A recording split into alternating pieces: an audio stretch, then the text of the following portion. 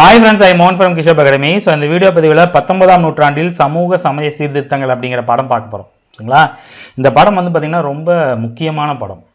ஏன்னா எந்த கொஸ்டின் எடுத்திங்கனாலும் இதிலிருந்து ஏதாவது ஒரு கேள்விகள் கூற்றுகள்னாச்சும் வச்சுருவாங்க. சரிங்களா? முதல்லாம் வந்து பார்த்திங்கன்னா 10th புக்னா 10th புக்லேருந்து தான் கேட்டுருந்தாங்க. இப்போ வந்து பார்த்திங்கன்னா +2 அவுட் சோர்ஸு நிறைய தகவல்கள் வந்து பார்த்திங்கன்னா கேட்குறாங்க. ஸோ அதனால் வந்து பார்த்திங்கன்னா உங்களுக்கு 10th +2 எத்திக்ஸு அவுட் சோர்ஸு சரிங்களா, கூகுளோட சில தகவல்கள் எல்லாமே கலந்து தான் இந்த பாடத்தில் எடுத்துகிட்டு வந்திருக்கோம்.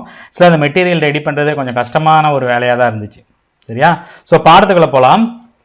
ஸோ 19ஆம் நூற்றாண்டில் சமூக சமய சீர்திருத்தங்கள் அப்படின்னு வந்து பார்த்தீங்கன்னா அந்த 19ஆம் நூற்றாண்டோட ஸ்டார்டிங்கில் வந்து பார்த்தீங்கன்னா எழுத்தர்களை உருவாக்கும் நோக்கில் அறிமுகம் செய்யப்பட்ட ஆங்கில கல்வி ஒரு புதிய நடுத்தர வர்க்கத்தை உருவாக்கியது. அதாவது ஆங்கிலேய கல்வி வந்து பார்த்தீங்கன்னா 1835 கொண்டு வராங்க. இந்திய ஆங்கில கல்வி சட்டம். அதில் வந்து பார்த்தீங்கன்னா ஆங்கில மொழியை கொண்டு வந்தது எதுக்குன்னு வந்து பார்த்தீங்கன்னா அவங்களுக்கு வேலை செய்யறதுக்கான ஸ்டாஃப்ஸ் வேணும் அப்படின்னு சொல்லிட்டு. ஆனால் அது எப்படியான ஒரு எதிர்வினை வந்துச்சு அப்படின்னு வந்து பார்த்தீங்கன்னா படிச்சுக்கிட்ட ஒரு நடுத்தர வர்க்கம் வந்துச்சு. அந்த நடுத்தர வர்க்கம் வந்து பார்த்தீங்கன்னா மேற்கத்திய சிந்தனைகளின் தாக்கங்களுக்கு உள்ளானது. அதாவது மேற்கத்திய சிந்தனைகள்லாம் இங்கே நாம் அடிமைப்பட்டு கிடந்தப்ப அமெரிக்கா ஐரோப்பியெல்லாம் வந்து பார்த்திங்கன்னா சுதந்திரமான வாழ்க்கையை வந்து பார்த்திங்கன்னா வாழ்ந்துட்டு இருந்தாங்க. சரிங்களா? ஸோ அப்போ அந்த அவங்களோட அந்த சுதந்திரம், அந்த சமத்துவம் அப்படிங்கிற அந்த தாக்கங்கள், சிந்தனைகள் வந்து பார்த்திங்கன்னா இவங்களுக்குள்ளேயும் ஒரு தாக்கத்தை ஏற்படுத்தியது. கல்வி அறிவு பெற்ற இந்த நடுத்தர வர்க்கம் வந்து பார்த்திங்கன்னா அந்த 19ஆம் நூற்றாண்டோட சமயத்தில் ஒரு சிறிய பகுதியாக இருந்தாலும் அரசியல் சீர்திருத்த இயக்கங்களில் தலைமை வகிக்க தொடங்கியது அந்த சிறிய மத்தியதர வர்க்கம் தான். சரிங்களா? இருந்தாலும் அந்த இந்திய சீர்திருத்தவாதிகள் அவங்களோட பழமையான கருத்துக்களையும் பழக்க வழக்கங்களையும் என்ன பண்றாங்க, ரொம்ப சாடாம விமர்சன ரீதியாக ஆய்வுக்குட்படுத்த ஒரு தயங்கினாங்க. சரிங்களா? அதற்கு பதிலாக அவங்க என்ன பண்ணாங்கன்னா அவங்க பண்பாட்டுக்கும் மேலை பண்பாட்டுக்கும் இடையே ஒரு இணக்கத்தை ஏற்படுத்தலாம், நாமளும் கல்வி அறிவியல்னு முன்னேறலாம் அப்படிங்கிற கருத்தை கொண்டு வந்தாங்க. அப்படியும் அப்ப அந்த நம்மளோட சமூகத்தில் இருந்த மூட பழக்க வழக்கங்களான உடன்கட்டை ஏறுதல், பெண் சிசு கொலை, குழந்தை திருமணம், அனைத்து வகையான கண்மூடித்தனமான மத நம்பிக்கைகள், சமூக தீமைகள்லாம் வந்து பார்த்தீங்கன்னா கட்டுப்படுத்தணும் அப்படிங்கிறதுக்கோசரம் இந்த மத்தியதர வர்க்கம் வந்து பார்த்தீங்கன்னா இந்த மாதிரியான பழக்க வழக்கங்களை கட்டுப்படுத்த பயங்கரமாக ஹெல்ப் பண்ணாங்க. சரிங்களா? உடன்கட்டை ஏறுதல் அப்படிங்கிறது நிறைய பேருக்கு தெரிஞ்சிருக்கலாம், நிறைய பேருக்கு தெரியாமல் இருக்கலாம். அதை வந்து பார்த்தீங்கன்னா சமஸ்கிருதத்தில் வந்து பார்த்தீங்கன்னா சதி அப்படின்னு சொல்லுவாங்க. அதாவது ஒரு கணவன் இறந்துட்டாருன்னு வச்சிங்களேன், அவர் எந்த வயசில் வேண்டாலும் இறந்துருக்கலாம். அதாவது 18ஆம் நூற்றாண்டு 19ஆம் நூற்றாண்டில் வந்து பார்த்திங்கன்னா நம்ம ஆங்கிலேய அடிமைக்கு உள்ளாக்கப்பட்டிருக்கும் போது நம்மளோட வாழ்நாள் மிக குறைவு, சரியான மருத்துவ வசதி இருக்காது, உணவு இருக்காது, அடிக்கடி பஞ்சம் வரும். அதனால் இளம் வயதில் நிறைய பேர் இறந்துருவாங்க. அப்போ இந்த மேல்தட்டு இந்து மக்களும் சரி, ராஜபுத்திரங்களும் சரி, தமிழ்நாட்டில் இந்த மாதிரி பழக்கங்கள் பெரிய அளவில் கிடையாதுங்க. ஆரம்ப சங்க காலத்துலேருந்தே உடன்கட்டை ஏறும் பழக்கத்தில் இல்லை. வடநாட்டு சைடு நிறையா இருந்துச்சு, வங்காள சைடு நிறையா இருந்துச்சு, ராஜஸ்தான், ராஜபுத்திரம், பீகார், உத்தரப்பிரதேசில் நிறையா இருந்துச்சு. இந்த உடன்கட்டை ஏறுதல் என்னன்னா, அந்த கணவன் இறந்துட்டாங்கன்னா அந்த மனைவியும் அந்த கணவனோட சேர்ந்து அந்த சிதையிலே தூக்கி போட்டுருவாங்க. எரியூட்டும் போது அதுலேயே அவங்கள தூக்கி போட்டுருவாங்க உயிரோட. அவங்களுக்கு விருப்பம் இருக்குதோ இல்லையோ, வாழும் எத்தனை வயசாக இருந்தாலும் சரி, ஒரு 50 வயசில் இறக்கலாம். அவங்களோட மனைவி வந்து பார்த்திங்கன்னா ஒரு 20 வயசு 18 வயசு பொண்ணாக கூட இருக்கும். என்ன பண்ணுறாங்க, தூக்கி போட்டுருவாங்க. குழந்தை திருமணம் அப்படின்னா 8 வயசு 6 வயசுல அந்த குழந்தை கல்யாணம் முடிச்சிருவாங்க. ஒருவேளை அந்த பையன் வந்து பார்த்தீங்கன்னா அந்த அந்த ஒரு பொண்ணுக்கு ஒரு 8 வயசு 7 வயசுல கல்யாணம் பண்ணுறாங்கன்னா அந்த பையனுக்கு அதிகபட்சம் ஒரு 10 வயசு இருக்கும். ஒரு 12 வயசுல ஏதாவது நோய் தாக்குதல் இல்லை ஏதாவது விளையாண்டு ஏதாவது ஒன்று செத்து போயிட்டானா சாவர வரைக்கும் அந்த பொண்ணு விதவையாகவே இருக்கணும். அதுதான் குழந்தை திருமணத்தோட மிகப்பெரிய ஒரு கொடூரம். விதவைகளுக்கு மறுமணம் செய்யறதுக்கான வாய்ப்புகளே இல்லை. ஸோ ஆங்கிலேய செல்வாக்கின் தாக்கத்திற்கு உட்பட்ட முதல் மாகாணம் எதுன்னு வந்து பார்த்தீங்கன்னா வங்காளம் தான். மேற்கு வங்காளம் வந்து பார்த்தீங்கன்னா ஒரு ஹிஸ்டாரிக்கல், தமிழ்நாடு எப்படி வந்து ஒரு ஹிஸ்டாரிக்கலான பிளேஸோ அதே மாதிரி இந்த இடைக்கால இந்தியான்னு வரும்போது மேற்கு வங்காளம் வந்து பார்த்தீங்கன்னா மிகப்பெரிய ஒரு மாநிலமாக இருந்துச்சு. ஏன்னா மேற்கு வங்காளம் வந்து பார்த்தீங்கன்னா இப்போ இருக்கிற மாதிரியான மேற்கு வங்காளம் இல்லை. அப்போ வந்து பார்த்தீங்கன்னா வடகிழக்கு மாகாணங்கள் 7 இந்த மேற்கு வங்காளத்தில் தான் வரும். இந்த பக்கம் வந்து பார்த்தீங்கன்னா ஜார்க்கண்ட் வரும், உத்தரப்பிரதேசம், பீகார், நிறைய பகுதிகள் சேர்ந்து தான் மேற்கு வங்காளம். சரிங்களா? அந்த மேற்கு வங்காளம் தான் ஆங்கிலேய செல்வாக்கு, அந்த மேற்கத்திய கலாச்சாரத்துக்கு உட்பட்ட முதல் மாகாணம். அங்கிருந்து தான் மிகப்பெரிய சீர்திருத்த கருத்துக்கள் உருவானது. இங்கேயும் உருவாயிருக்குதுங்க. மேற்கத்திய வங்காளம் மட்டும் இல்லை, தமிழ்நாடும், தமிழரான இருக்கிற எல்லாத்துக்கும் அந்த பெருமிதம் வேணும். அங்க உருவானப்ப இங்கேயும் ஆட்கள் இருந்திருக்கிறாங்க. சரியா? ஸோ ஆங்கில நிர்வாகம், ஆங்கில கல்வி, ஐரோப்பிய இலக்கியங்கள் இதெல்லாம் வந்து பார்த்தீங்கன்னா அந்த அந்த வங்காள மாகாணம் படித்த நடுத்தர வர்க்கத்துக்கு வந்து பார்த்தீங்கன்னா சிந்தனை அலைகளை கொண்டு வந்தது. அந்த சிந்தனை அலைகள் மரபு சார்ந்த அறிவுக்கு சவால் விடுத்த, மரபு சார்ந்துனா பழைய மரபை நம்ம பின்பற்றிட்டு இருக்கிறோம் இல்லையா, அந்த அறிவுக்கு சவால் விடுத்துச்சு. சரியா? பகுத்தறிவை அடிப்படையாக கொண்ட நன்னெறி சிந்தனைகள், மனித இனத்தின் பரிமாணம், வளர்ச்சி குறித்த சிந்தனைகள், அறிவொளியோடு தொடர்புடைய இயற்கை உரிமை கோட்பாடு ஆகிய சிந்தனைகள் இந்திய மறுமலர்ச்சிக்கு வித்திட்டது. எது தப்பு எது ரைட்டுன்னு பகிர்ந்து பார்க்கறதுக்கு பேரு தான் பகுத்தறிவு. பகுத்தறிவு இன்று வந்ததோ நேற்று வந்ததோ இல்லை, நம்மளுக்கு திருவள்ளுவர் காலத்திலேருந்தே தமிழர்கள் பகுத்தறிவாளர்கள் தான். பகுத்தறிவு இல்லைன்னா திருக்குறளை நம்ம வந்து பார்த்தீங்கன்னா எழுதியிருக்க முடியுமா? திருக்குறள் இவ்வளோ பெரிய இலக்கியம் சொல்லிட்டு அப்போ இருந்தே இப்போ வரைக்கும் நம்ம போற்றி பாதுகாத்துட்டு வந்துருக்க முடியுமா? பகுத்தறிவு இல்லைன்னா. பகுத்தறிவு நம்மளுக்கு ஆர்ஜின்லேயே இருக்கு, எல்லாத்துக்கும் இருக்கு. ஸோ இந்த பகுத்தறிவோட சேர்ந்த நம்ம எப்படி வந்தோம், நம்மளோட ஆர்ஜின் என்ன, நம்ம வளர்ச்சினா எப்படி இருக்கணுங்கிற மாதிரியான விஷயங்கள் இந்திய மறுமலர்ச்சிக்கு வித்திட்டது. அதுக்கு ஹெல்ப் பண்ண இன்னும் சில விஷயங்கள் என்னன்னு வந்து பார்த்தீங்கன்னா அச்சு தொழில்நுட்பம். அச்சு தொழில்நுட்பம் வந்து பார்த்தீங்கன்னா சிந்தனை பரவதில் ஒரு மிகப்பெரிய ஒரு பாய்ச்சலை உண்டு பண்ணியது. எப்படி சார் அப்படின்னா, இப்போ இருக்கிற மாதிரி இல்லைங்க. இப்போ வந்து படிக்கிறதுக்கு நீங்கள் ஏதாவது என்ன கூட புக் இல்லை அப்படிங்கிறப்ப அச்சு தொழில்நுட்பம் அந்த அந்த அந்த புக்கையும் அந்த அறிவையும் மக்களுக்கு கடத்துறதுல மிகப்பெரிய ஒரு வேலை செஞ்சிச்சு. சரியா? ஆனா அதற்கு இணையான சமூக சூழலும் உயிரோட்டம் இல்லாமல் தாழ்ந்த நிலையில் தான் இருந்துச்சு. பெண்களின் இறங்கத்தக்க நிலையில் இருந்தது பெண்களோட நிலைமை. படிக்கிறதுக்கு அனுமதி இல்லை, குழந்தை திருமணம், பலதாரமணம், உடன்கட்டை ஏறுதல், அதுலேயும் இந்த சதி வந்து பார்த்தீங்கன்னா மிகவும் கண்டனத்துக்குரிய ஒரு பழக்கமாக இருந்துச்சு. பிறப்பின் அடிப்படையில் பாகுபாடு, அதன் வீதியாக விளைந்த ஜாதிகளும் சமுதாய முறையும் மிகப்பெரிய அளவில் இந்த மறுமலர்ச்சி சீர்திருத்தவாதிகளால் விமர்சனம் செய்யப்பட்டது. ஆனால் அதுக்கு ஆங்கிலேயர்கள் வந்து பார்த்தீங்கன்னா ஏன் நீங்கள் எங்களை அடிமையாக வச்சிங்கன்னு கேள்வி வரும்போது ஆங்கிலேயர்கள் ஒரு கருத்தை என்ன கொண்டு வந்தாங்கன்னா, எங்களோட தலையீடு இல்லாமல் உங்கள் சமூகம் தீமையிலிருந்து விடுபட வாய்ப்பில்லை அப்படின்னு சொல்லி நியாயப்படுத்தினாங்க. அவங்களோட ஆட்சியை நியாயப்படுத்துவதற்காக மதமாற்ற நடவடிக்கையில் ஈடுபட்டாங்க. அதாவது இப்போ வந்து பார்த்தீங்கன்னா உங்களோட பிறப்பு என்ன, உங்களோட பரிணாமம், உங்களோட பண்பாடு என்ன அப்படிங்கிறது தெரியலன்னா நீங்க ஒரு மதத்துக்கு மாறுறீங்க, ஒரு இந்து சமயம் ஒரு கிறிஸ்துவ சமயத்துக்கு மாறுறீங்க அப்படின்னா ஆங்கில ஆட்சி அந்த கிறிஸ்துவ சமயத்தை வச்சு உங்களை கொண்டு போகும். அதுக்கும் அதை அவங்க பயன்படுத்திக்கிட்டாங்க. சரிங்களா? இப்போ வந்து பார்த்தீங்கன்னா நீங்க ஒரு கிறிஸ்துவ சமயத்துக்கு மாறுறாங்க அப்படின்னு வச்சுங்களேன். அதாவது நான் மதமாற்றத்தை பத்தி சொல்லல, கிறிஸ்துவ சமயத்தை பத்தியும் நான் தவறாக சொல்லல. இவங்க எதுக்கு அந்த விஷயத்தை கொண்டு வந்தாங்கன்னா, ஏப்பா எங்க மேல கிறிஸ்து சமயத்தை திணிக்கிறீங்க அப்படின்னு கேள்வி வரும்போது, உங்க ஊர்ல ஜாதி இருக்கு, ஜாதி கொடுமை இருக்கு, இதெல்லாம் ஆங்கிலேய ஆட்சி தலையிடாம இதுல இருந்து நீங்க வெளியே வர முடியாது, ஆங்கில ஆட்சி நீங்க புரிஞ்சுக்கிட்டு லவ் பண்ண ஆரம்பிங்கன்னா எங்களோட பழகுங்க அப்படிங்கிற மாதிரி ஒரு விஷயத்தை கொண்டு வந்தாங்க அவங்க. சரியா? ஸோ 19ஆம் நூற்றாண்டு தொடக்கத்தில் இந்தியா மிகப்பெரிய மிகவும் சிக்கலான பல்வகைப்படுத்த தன்மைகளை கொண்ட நாடாக இருந்துச்சு. இங்க யாரும் யார் மதத்தையும் திணிக்க தேவையில்லை. எங்களுக்கு சமய சார்புங்கிறது நம்மளுக்கு ஆரம்பத்துல இருந்தே இருந்துச்சு. சரியா? இந்த பண்பாட்டு தீமைகளுக்கு எதிராக சீர்திருத்தவாதிகள் போராடி இருந்தாங்க. அப்படி போராடும் போது இந்த சீர்திருத்த இயக்கங்களை 2 வகையாக பிரிக்கலாம். ஒன்று வந்து பார்த்தீங்கன்னா சீர்திருத்த இயக்கங்கள், இன்னொன்று வந்து பார்த்தீங்கன்னா மீட்பு இயக்கங்கள். சரிங்களா?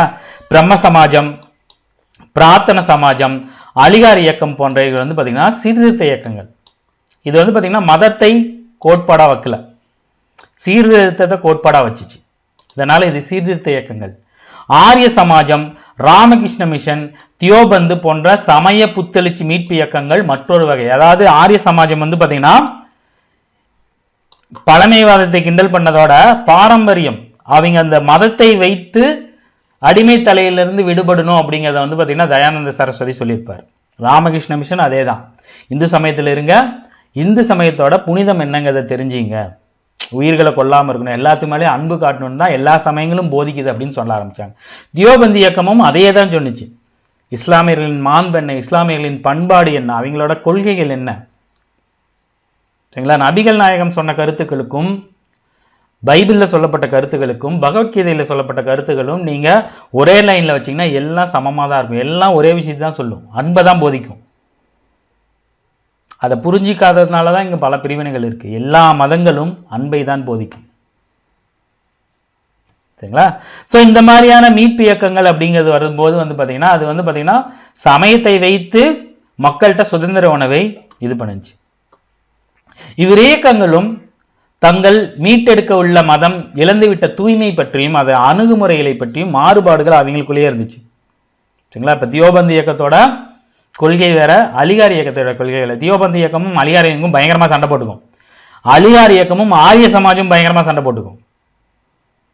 புரியுதுங்களா இல்லையா?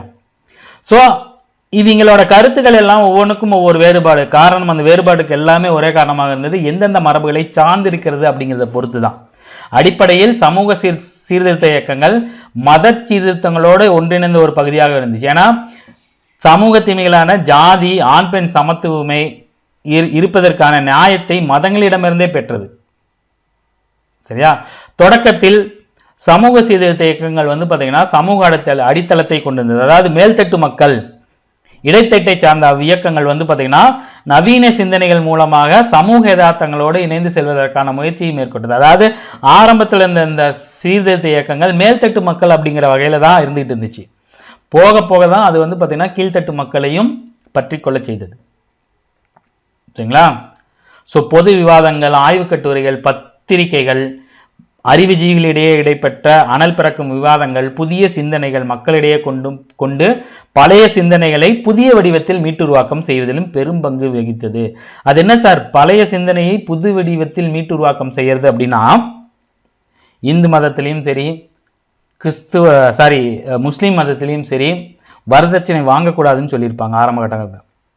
சரிங்களா? அப்ப அது பழைய சிந்தனை, அது இப்ப இருக்கிற சீர்திருத்த சிந்தனையோட ஒத்து போகுது இல்லையா? அதை வச்சு காரணம் காட்டி இதை அப்பயே சொல்லியிருக்காங்க. ஸோ இதை பண்ணாதீங்க, உடன்கட்டை ஏறணும் அப்படின்னு சொல்லிட்டு எந்த மனு தர்மத்திலையும் சொல்லல. அப்ப நம்ம மனு தர்மத்தை பார்க்கும்போது இது தவறு. பழைய சிந்தனைகளை வைத்து புதிய சீர்திருத்த கருத்துக்களை வந்து பார்த்தீங்கன்னா மீட்டு உருவாக்கம் செய்யறது. தொடக்கத்தில் வந்து பார்த்தீங்கன்னா சமூக பேரவை, இந்திய பணியாளர்கள் போன்ற அமைப்புகள், கிறிஸ்துவ சமய பரப்பு நிறுவனங்களுமே இயக்கங்களை துரிதப்படுத்த காரணமாக இருந்துச்சு. ஆரம்பத்தில் இந்த பேரவைகள் தான் வந்து பார்த்தீங்கன்னா அந்த சமூக சீர்திருத்தங்களை துரிதப்படுத்துச்சு. அதுக்கு பல்வேறு தனிநபர்களும் துணை நின்றார்கள்.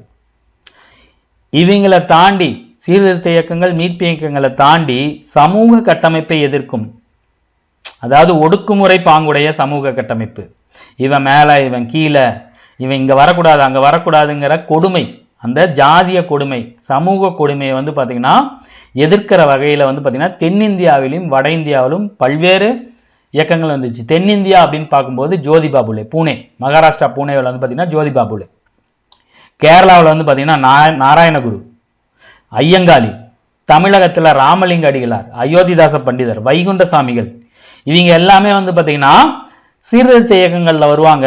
ஆனா இவங்க எல்லாமே சமூக ஒடுக்குமுறை பாங்குடைய சமூக கட்டமைப்பை எதிர்க்கக்கூடிய ஆட்கள், எல்லா பக்கமும் இருந்திருக்காங்க.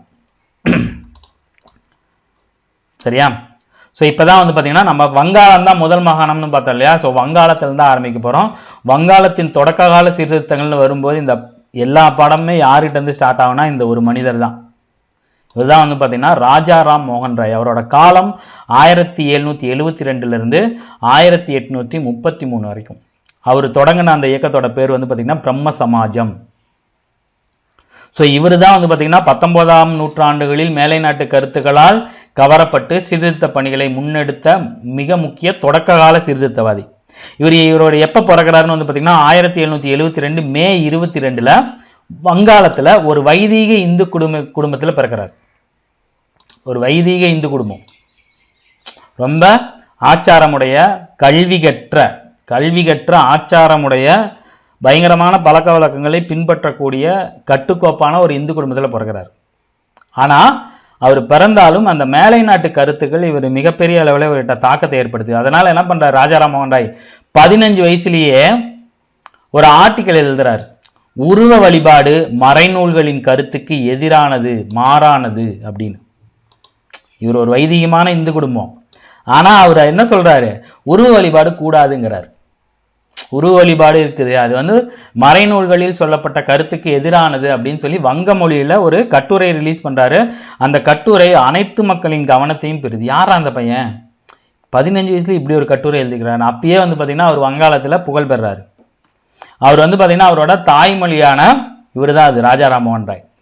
இவர் வந்து பார்த்தீங்கன்னா தாய்மொழி வங்காளம்னாலும் அவர் வங்காளி, வங்காளம் தான் அவரோட தாய்மொழியாக இருந்தாலும் இவருக்கு சமஸ்கிருதம் தெரியும், அரபி தெரியும், பாரசீகம் தெரியும், ஆங்கிலம் தெரியும், பிரெஞ்சு தெரியும், எல்லா மொழியிலையும் புகழ் பெற்றிருக்கிறார். ராஜா ராம்மோகன் ராய் மேலை நாட்டு கருத்துக்களில் சிந்தனைகளால் ஆட்பட்டனால அவர் என்ன சொல்றாருன்னா, பொருளற்ற சமய சடங்குகள், சரிங்களா? பொருளற்ற அப்படின்னா மீனிங் இல்லாதன்னு அர்த்தம். இந்த இடத்துல காஸ்ட்லியாக தான் இருக்கும் அந்த காலத்தில் சமய சடங்குகள், நிறைய பொருளாக வாங்கணும். பொருளற்ற அப்படின்னா மீனிங்லெஸ் சமய சடங்குகளையும் கேடுகளை விளைவிக்கும் சமூக மரபுகளையும் எதிர்த்திருப்பார். ஆனாலும் அவர் என்ன பண்ணுவார், கடந்த காலத்தான தொடர்பை அவர் பாதுகாக்க விரும்பினார். கடந்த காலம் அப்படின்னா நம்மளோட மனு சாஸ்திரங்கள், நம்மளோட மறை நூல்கள், அதையும் பாதுகாக்கணும். அதே மாதிரி இப்ப இருக்கிற இந்த கொடுமைகளை இருக்கக்கூடாது அப்படின்னு சொன்னார்.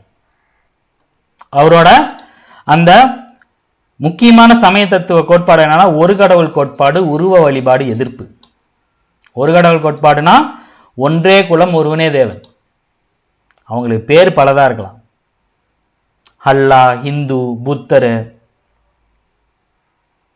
இயேசு, இந்த மாதிரி பல பல கடவுள்கள் பெயர்களால் இருந்தாலும் கடவுள் அப்படிங்கிற ஒரு ஒருவர் தான்.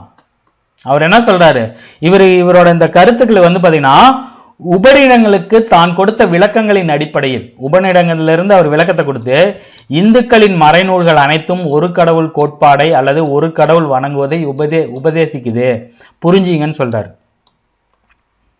உபநிடங்கள் அப்படின்னா நம்ம போன ஷெடியூல்ல பார்த்துருப்போம், ஆரம்ப காலகட்டங்களில் எழுதி வச்சது, வேத காலத்தில் எழுதி வச்சது. அந்த வேத கால நூல்கள் ஒரு கடவுள் கோட்பாடை தான் சொல்லுது. அதை நாம் இப்போ எடுத்துட்டு வராம நமக்குள்ளேயே இது பெரிய சாமி, இது சின்ன சாமி, இது குட்டி சாமி, இது இந்த மாதிரி சாமி இவங்க தான் கூப்பிடுவாங்க அப்படின்னு சொல்லி நாமளே நம்மளை பிரித்து வச்சுக்கிறோம் அப்படின்னு சொல்றாரு. ராஜா ராம்மோகன் ராயோட வாழ்க்கையில திருப்பு முனையாக அமைந்தது என்னன்னு வந்து பார்த்தீங்கன்னா 1811ஆம் ஆண்டு அவரோட அண்ணியவே, அவங்க அண்ணன் செத்து போயிட்டாருன்னு உடன்கட்டையில் போட்டு எரிச்சிறாரு. அது நேரில் பார்த்த இவருக்கு வந்து பார்த்தீங்கன்னா இது எவ்வளோ பெரிய கொடுமைன்னு தெரியும். இவர் எப்போ பிறந்திருக்காரு, 1772, சரிங்களா? 811 அப்படின்னு வந்து பார்த்தீங்கன்னா ஒரு 20 வயசு 22 வயசு இருக்கும், சரிங்களா? ஸோ 20-22 வயசில் அவருக்கு ஒரு அண்ணன் இறந்துட்டாருன்னா அந்த அண்ணி வந்து பார்த்தீங்கன்னா இவர் அம்மா மாதிரி தான் அவங்க அண்ணி இவரை வளர்த்திருப்பார், பையன் மாதிரி தான் வளர்த்திருப்பார். அண்ணன் இறந்துட்டாருன்னா அண்ணியை தூக்கி சிதையில போட்டதை பார்த்து இவரோட வாழ்க்கையில அது ஒரு மிகப்பெரிய திருப்பு முனை.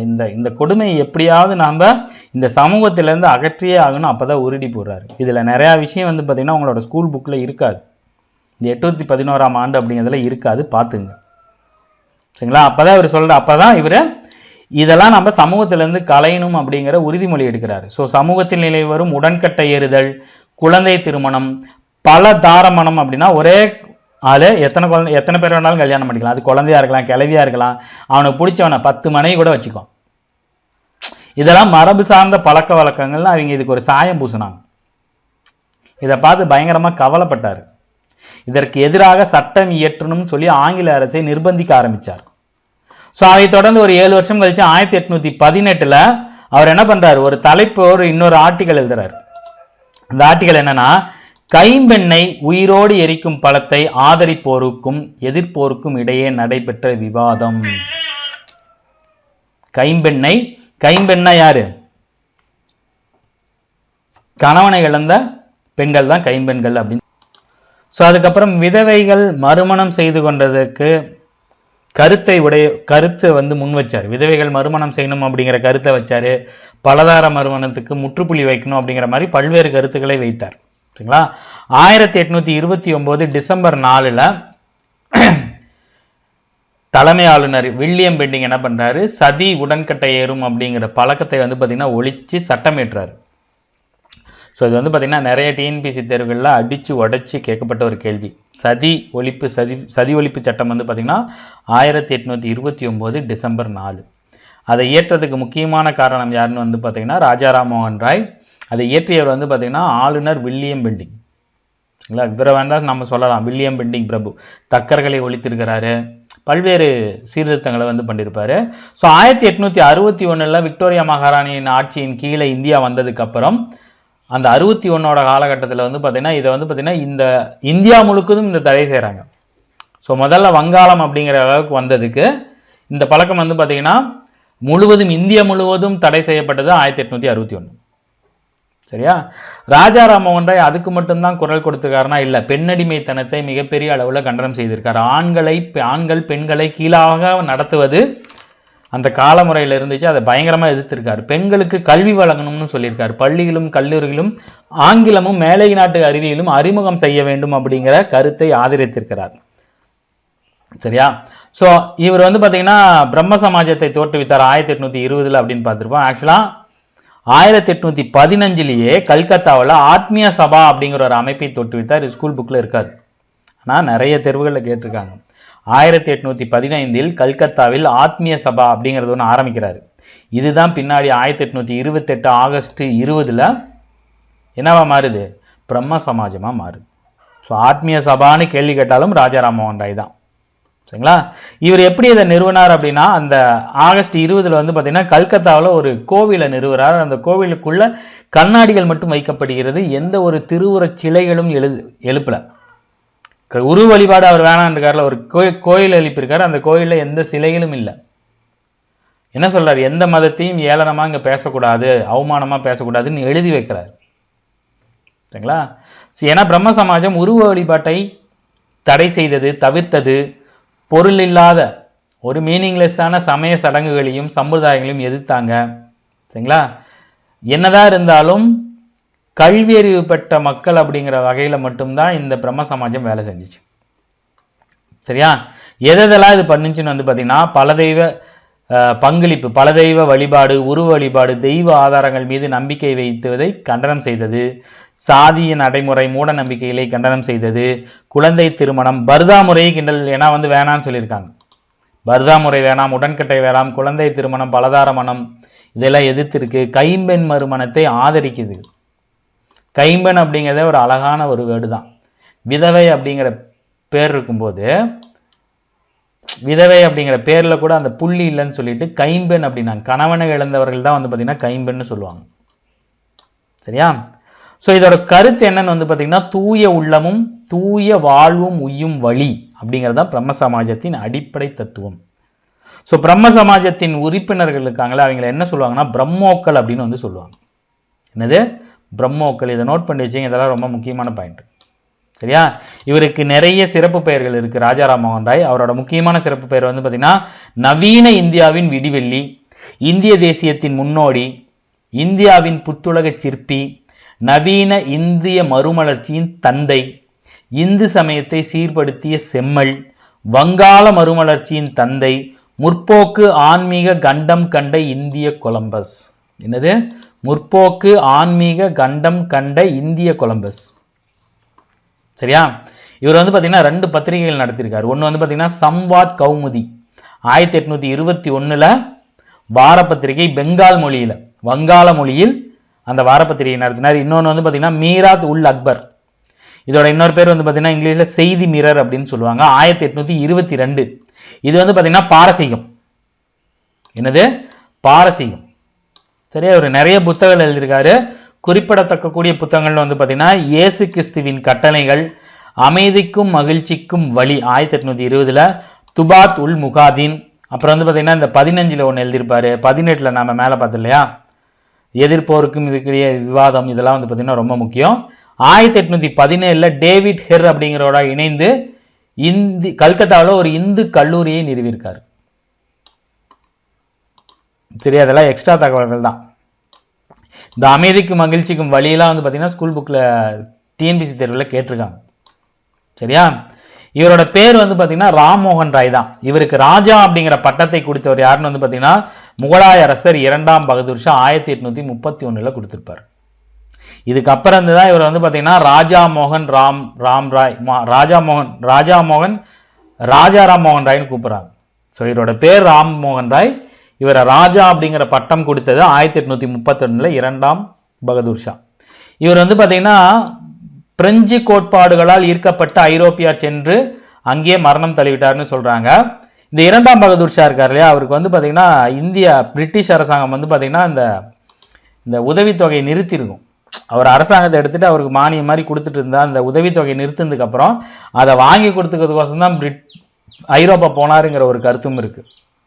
ஸோ பிரெஞ்சு கோட்பாடுகளாலும் அவருக்கு வந்து பார்த்தீங்கன்னா அந்த நிறுத்தப்பட்ட அந்த தொகையை வாங்கி கொடுக்கணும் அப்படிங்கிறதுக்கோசரம் ராஜாராம் மோகன் ராய் என்ன பண்ணியிருக்காரு, இங்கிலாந்து போயிருக்காரு. இங்கிலாந்து போன இடத்துல 1833 செப்டம்பர் 27 பிரிஸ்டல் அப்படிங்கிற நகரத்துல மூளை காய்ச்சல் காரணமா இறந்துட்டார். எங்க இறந்திருக்காரு? இங்கிலாந்தின் பிரிஸ்டல். 2 கருத்து இருக்கு. இங்கிலாந்து போனார்னா ஐரோப்பிய கருத்துக்களால் ஈர்க்கப்பட்டு ஐரோப்பா போயிருக்காரு. அதே மாதிரி 2ஆம் பகதூர் ஷாவுக்கு வந்து பார்த்தீங்கன்னா உதவித்தொகையை வந்து பார்த்தீங்கன்னா வாங்கி கொடுக்கணும் அப்படிங்கிறதுக்கோசரம் போயிருக்காரு. ராஜாராம் மோகன் ராய் இறந்ததுக்கு அப்புறம் பிரம்ம சமாஜம் ஒன்றும் இல்லாமல் போச்சானா இல்லை. அதை அதுக்கப்புறம் வந்தவங்க மிகப்பெரிய அளவில் கொண்டு போனாங்க. அதில் ரொம்ப முக்கியமான ஒருத்தர் யாருன்னு வந்து பார்த்தீங்கன்னா மகரிஷி தேவேந்திரநாத் தாகூர். இவர் தான் அது. மகரிஷி அப்படிங்கிறது இவர் கொடுக்கப்பட்ட பட்டம். ராஜாமோகன் ராய் 1833 செப்டம்பர் 27 இறந்ததுக்கு பின்னாடி அவர் விற்று சென்ற பணிகளை தொடங்கியவர் கொண்டு போனவர் யாருன்னு வந்து பார்த்தீங்கன்னா தேவேந்திரநாத் தாகூர். இவர் வந்து பார்த்தீங்கன்னா நம்மளோட இந்திய தேசிய கீதத்தை எழுதிய ரவீந்திரநாத் தாகூரோட அப்பா. இவருக்கு வந்து பார்த்தீங்கன்னா நிறையா பசங்க இருக்காங்க. கிட்டத்தட்ட 15 பிள்ளைகள் இருக்காங்களாம். அதில் ஒருத்தர் ரவீந்திரநாத் தாகூர். ரவீந்திரநாத் தாகூர் நோபல் பரிசு பெற்றிருக்காரா? அதில் இருக்கிற 15 பேரும் படித்தவங்க. 15 பேரும் 15 துறைகளில் சாதித்தவர்கள். 15 பிள்ளைங்களை பெற்று அவங்கள படிக்க வச்சு இந்தியாவின் முதல் நோபல் வாங்கியவர் அதில் ஒருத்தர். அதே மாதிரி இவரோட பையன் வந்து பார்த்தீங்கன்னா ஒரு பெரிய புகைப்பட கலைஞராக இருந்திருக்காரு. ஒருத்தர் வந்து பார்த்தீங்கன்னா பெரிய மருத்துவராக இருந்திருக்காரு. ஒருத்தர் அரசியல் ஈடுபட்டுருக்கிறாங்க. ஒருத்தர் பெரிய வக்கீலாக இருந்திருக்காங்க. எல்லாத்தையும் வந்து பார்த்தீங்கன்னா தாறுமாறாக ரெடி பண்ணி விட்டுருக்கிறாரு. அப்பேற்பட்ட ஒரு மாமனிதர் யாருன்னு வந்து பார்த்தீங்கன்னா தேவேந்திரநாத் தாகூர். இவரோட காலம் 1817 to 1905. தேவேந்திரநாத் தாகூர் மட்டும் சரியான சமயத்தில் பிரம்ம சமாஜத்தில் சேர்ந்து அவருக்கு அந்த இயக்கத்துக்கு புத்துயிர் அளிக்கலைன்னா அந்த இயக்கம் வந்து பார்த்தீங்கன்னா ராஜாராம் மோகன் ராயோட முடிஞ்சு போயிருக்கும். இவர் 1800 எப்பயோ சேர்றாரு. அது பின்னாடி இருக்கும்னு நினைக்கிறேன். 39 காலகட்டத்தில் தான் சேர்றாரு. சரியா? இவர் வந்து பார்த்தீங்கன்னா இந்த பிரம்ம சமாஜத்தை பற்றி 4 உண்மைகளை வந்து வைக்கிறார். ஃபர்ஸ்ட் வந்து பார்த்தீங்கன்னா எதுவுமே இல்லை தொடக்கத்தில், எல்லாம் வல்ல கடவுள் ஒருவர் மட்டும் இருக்காரு. அவர் தான் இந்த உலகத்தை படைத்தார். அவர் ஒருத்தர் தான் உண்மையான கடவுள். எல்லையற்ற நாணயத்தின் நற்பண்பின் சக்தியும் நிலையானவர். எங்கும் நிறைந்திருக்காரு. அவருக்கிணை யாரும் இல்லை. நம்முடைய வீடு வேறு இப்பிறவிலும் அடுத்த பிறவிலும் அவரை நம்புவரையும் அவரை வணங்குவதையும் சார்ந்துள்ளது. மறுபிறவி இருக்கு அப்படின்னு சொல்லி நம்பியிருக்காரு. சரியா? அதே மாதிரி அந்த கடவுளை நம்புவதும் நேசிப்பதும் அவர் விருத்தத்தை செயல்படுத்துவதிலையும் தான் நம்மளோட மறுபிறவி மோட்சமா இல்லையாங்கிறதுல இருக்கு அப்படிங்கிற மாதிரி சொல்லியிருக்காரு. இவரோட கருத்தை பரப்பதற்காக 1839 அக்டோபர் 6 கல்கத்தாவில் தத்துவ போதினி சபை அப்படிங்கிறத தொடங்கியிருக்காரு. அதாவது ஸ்கூல் புக்கில் கொடுத்துருப்பாங்க. இன்னொருத்தர் தத்துவ போதினி வந்து சமயத்தை இது பண்ணதா ஆரம்பத்தில் தொடங்குறது வந்து பார்த்தீங்கன்னா தேவேந்திரநாத் தாகூர் தான். எப்போ 39 அக்டோபர் 6 கல்கத்தாவில் தத்துவ போதினி சபை அப்படிங்கிறத தொடங்கியிருக்காரு. அதோட கிளை அமைப்புகள் தான் தமிழ்நாட்டில் தொடங்கப்பட்டது. 43 பிரம்ம சமாஜத்தில் நிறைய மாறுதல்களை கொண்டு வரார். அதைத் தொடர்ந்து 1864 தத்துவ போதினி அப்படிங்கிற ஒரு தமிழ் பத்திரிகையும் தொடங்கப்படுது. சரியா? ஸோ ராஜாராம் மோகன் ராயோட பணிகளை 1866 வரை இவர் இறக்குற வரைக்கும், இவர் எப்போ இருந்தார்? 95 இருந்திருக்காரு. 905 66 வரைக்கும் சோர்வு இல்லாமல் எடுத்து செஞ்சிருக்காரு. சரியா? அதுக்கப்புறம் வந்து பார்த்தீங்கன்னா பிரம்ம சமாஜம் 2ஆ உடஞ்சி போயிடும். அவருக்கு பின்னாடி இந்த பிரம்ம சமாஜத்தில் சொல்லக்கூடிய மிகப்பெரிய ஆளுமை யாருன்னா கேசப் சந்திர சென். 57 இவர் என்ன பண்றாரு? பிரம்ம சமாஜத்தில் சேர்றாரு. அந்த 57 இருந்து இவர் மிகப்பெரிய இதில் வந்து பார்த்தீங்கன்னா இந்த இயக்கத்தை முன்னெடுத்து கொண்டு போறார். 65 இது வந்து பார்த்தீங்கன்னா 54 கிளை இருந்திருக்கு. வங்காளத்தில் மட்டும் 50 கிளையா, வடமேற்கு மாகாணத்தில் 2, பஞ்சாப்ல 1, தமிழ்நாட்டில் 1, மொத்தம் 54 கிளை. வங்காளத்தில் 50 கிளைனா வங்காளம் பெருசுன்னு ஆல்ரெடி சொல்லியிருக்க இல்லையா? சரியா? ஸோ இந்த கேசப் சந்திரசேன் வரும்போது இந்த இயக்கம் 2ஆ உடையுது. தேவேந்திரநாத் தாகூர் தலைமையில் இருக்கக்கூடிய அந்த இயக்கம் வந்து பார்த்தீங்கன்னா ஆதி பிரம்ம சமாஜம் அப்படின்னு வந்து சொல்றாங்க. ஆதி பிரம்ம சமாஜம். கேசப் சந்திரசேனோட தலைமையில் இருக்கிறது வந்து பார்த்தீங்கன்னா நிறைய பேர்கள் கூறப்படுது. ஒரு புக்கில் வந்து பார்த்தீங்கன்னா சாதாரண பிரம்ம சமாஜின்னு சொல்லியிருக்காங்க. இன்னொன்றில் வந்து பார்த்தீங்கன்னா முற்போக்கு பிரம்ம சமாஜம்னு சொல்லியிருக்காங்க. இன்னொன்றில் வந்து பார்த்தீங்கன்னா இந்திய பிரம்ம சமாஜம்னு சொல்லியிருக்காங்க. சரியா? இந்த மாதிரி பல்வேறு கருத்துக்கள் இருக்கு.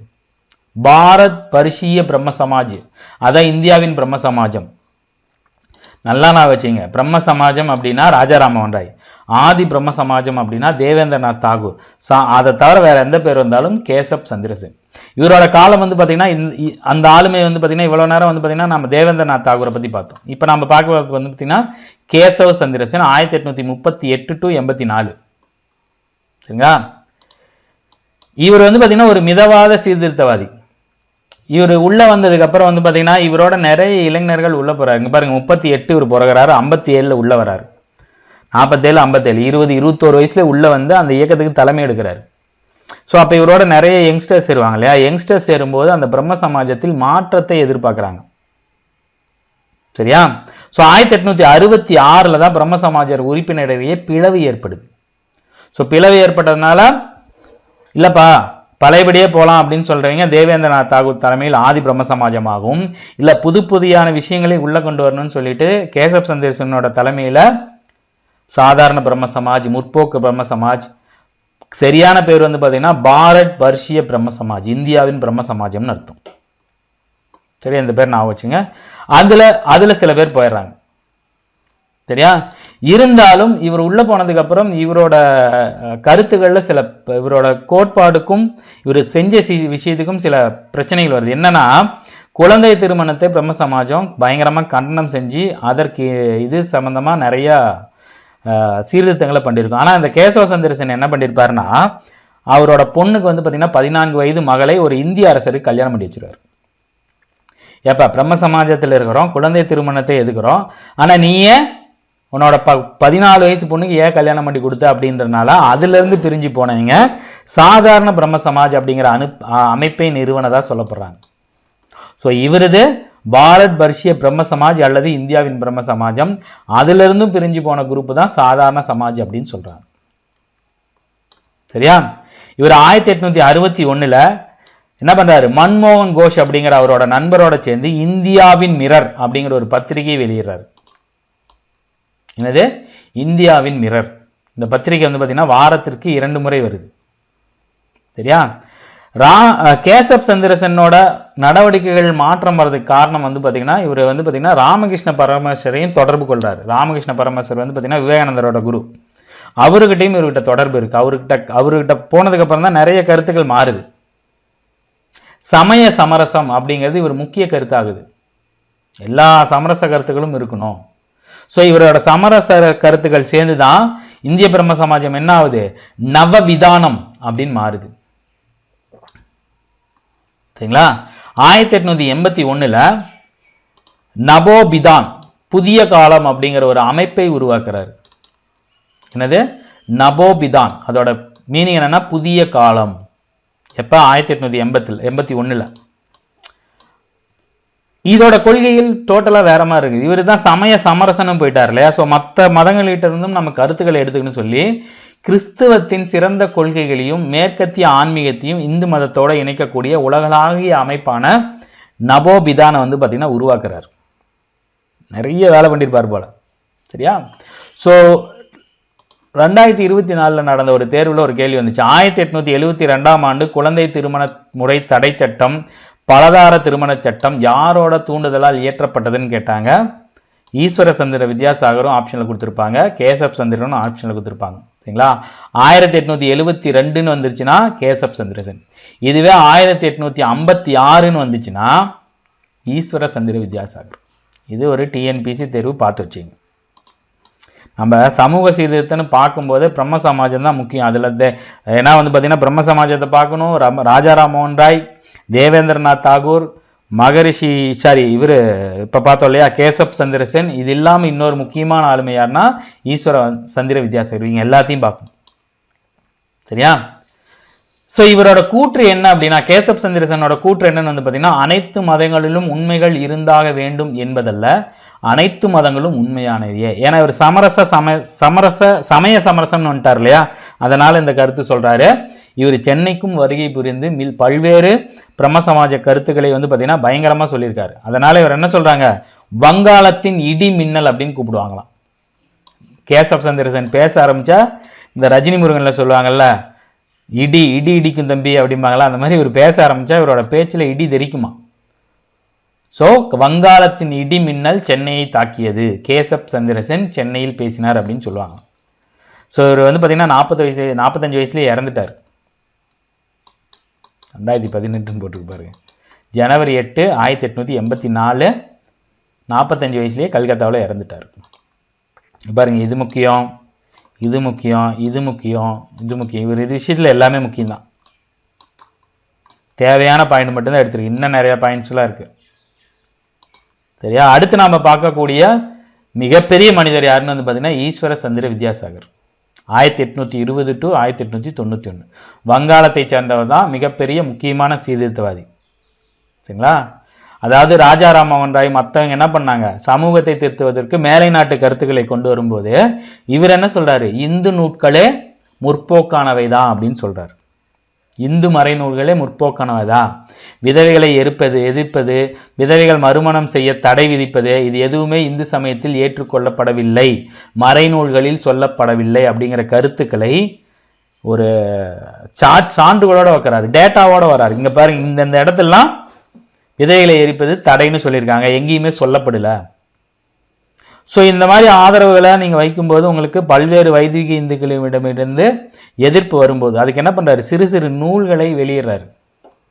நவீன வங்காள உரைநடையின் முன்னோடி அப்படின்னு சொல்றாரு. பெண்களுக்கு கல்வி கொடுப்பதற்காக முக்கிய பங்காற்றிய இவர் என்ன பண்றாரு, வங்காளத்திலையும் பூனேலையும் நிறைய இடங்கள்ல பல்வேறு பெண்களுக்கான பள்ளிகளை நிறுவ உதவி செய்கிறார்.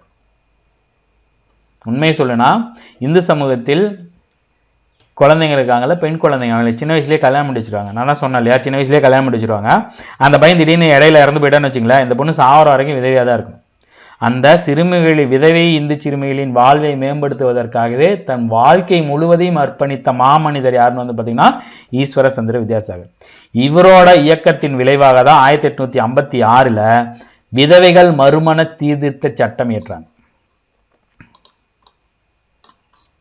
சரியா? இவரு குழந்தை திருமண தடை சட்டம், யாரு, கேசப் சந்திரசேனோட முன்னெடுப்பு. இவருனா விதவை மறுமண சீர்திருத்த சட்டம். சரியா? இந்த சட்டம் குழந்தை விதவைகளோட நிலையை மேம்படுத்துவதற்கும் நிரந்தரமாக விதவையாக இருக்க வேண்டிய ஆபத்திலிருந்து அவங்களை பாதுகாத்திருக்கு. சரியா? அது மட்டும் இல்லாம 35 பெண்களுக்கான பள்ளிகளை தன்னோட சொந்த செலவிலும் முயற்சியிலும் பொருட்செலவிலும் நிறுவி ஒருங்கிணைச்சிருக்கார். 35 பள்ளிகள். சரியா? அதே மாதிரி இவர் வந்து பார்த்தீங்கன்னா ஈஸ்வர சந்திர வித்யாசாகர்னு கூப்பிடுவாங்க. சந்திரசேன் இவரை வித்யாசாகர் ஈஸ்வர சந்திர வித்யாசேன்னு கூப்பிடுவாங்க. ஏன்னா கல்வியை பரப்பியதற்காக இவருக்கு வழங்கப்பட்ட பட்டம் தான் வந்து பார்த்தீங்கன்னா வித்யாசாகர். அதே மாதிரி இவர் 1858 சோம் பிரகாஷ் அப்படிங்கிற வங்காள செய்தித்தாளை தொடங்கியிருக்காரு. சரியா? கல்கத்தாவில் சமஸ்கிருத பள்ளியில இவர் என்ன பண்ணியிருக்காரு, ஆசிரியராக சேர்ந்து அந்த கல்லூரியோட முதல்வராக பணியாற்றிருக்காரு 51.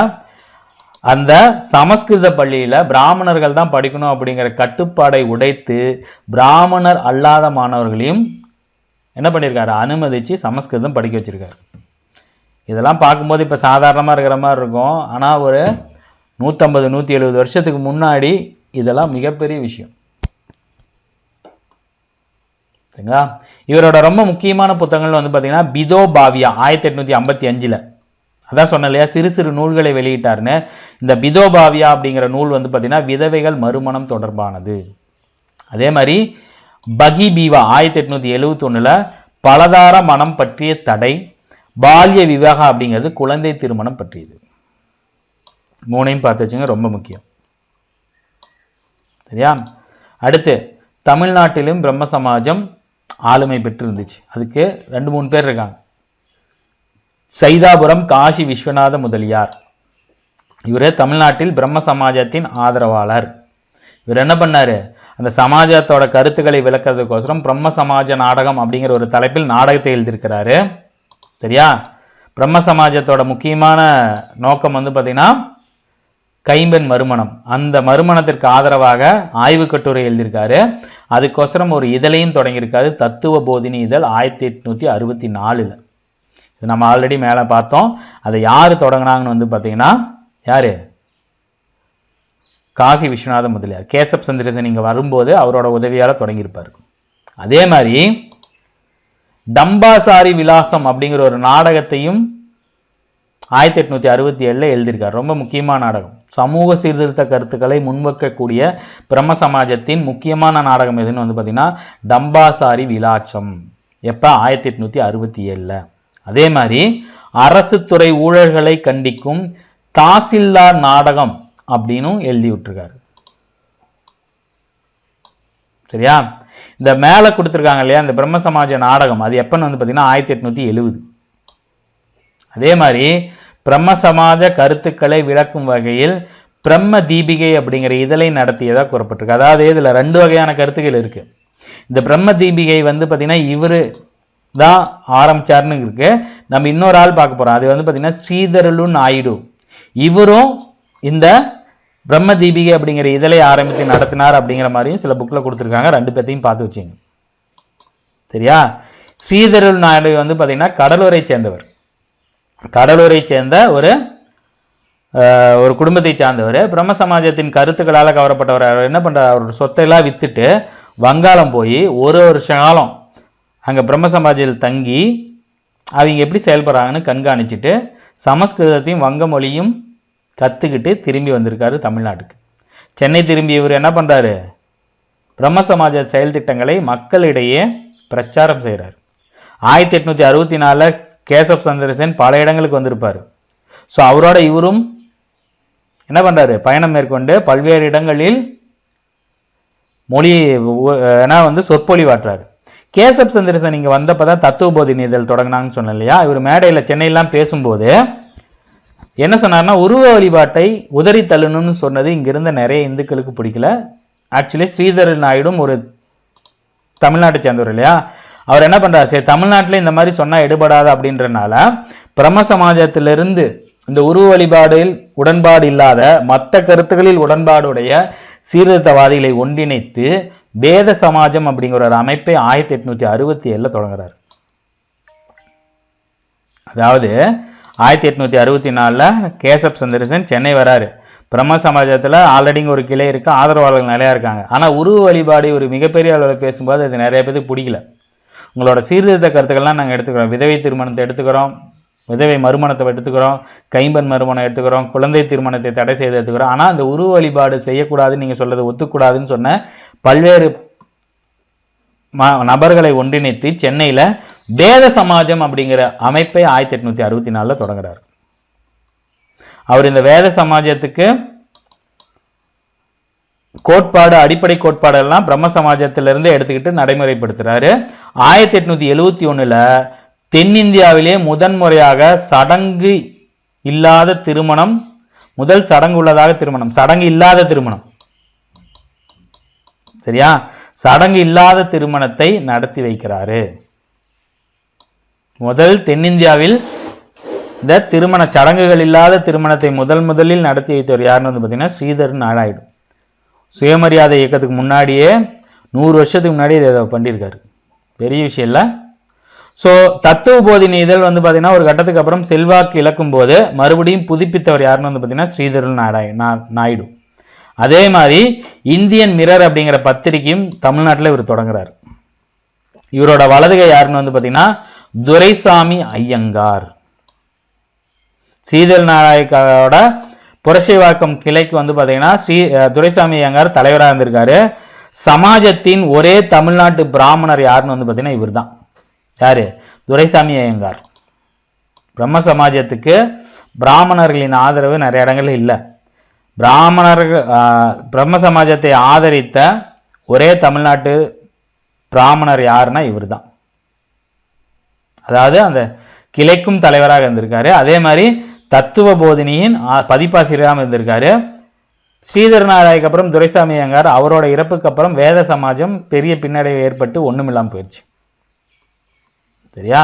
ஸோ கிட்டத்தட்ட 3/4 மணி நேரம் நம்ம பிரம்ம சமாஜத்தை மட்டுமே பார்த்துருக்கோம்.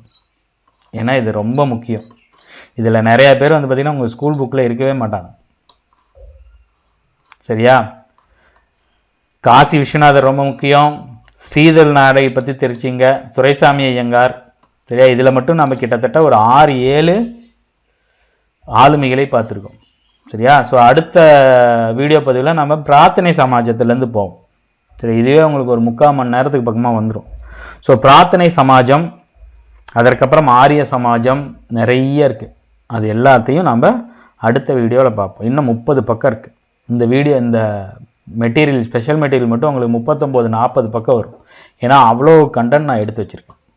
சரியா? ஸோ இந்த வீடியோ பதிவு உங்களுக்கு பயனுள்ளதாக இருக்கும்னு நினைக்கிறேன். இதே மாதிரி அடுத்த ஒரு வீடியோ பதிவில் நம்ம சந்திப்போம். தேங்க்யூ.